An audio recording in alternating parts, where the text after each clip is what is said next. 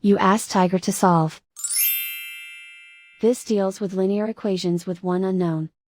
The final result is x equals 1/45. Let's solve it step by step. Simplify the expression. Combine like terms. Isolate the x. Multiply both sides by 3x. Expand the parentheses. Multiply the coefficients.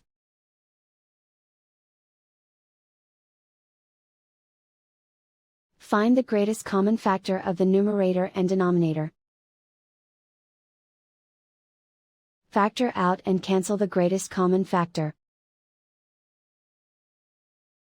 Multiply the coefficients. Group all x terms on the left side of the equation. Subtract 36x from both sides. Group like terms. Simplify the arithmetic.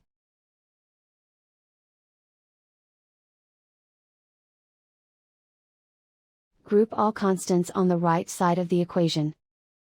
Subtract 2 from both sides. Simplify the arithmetic.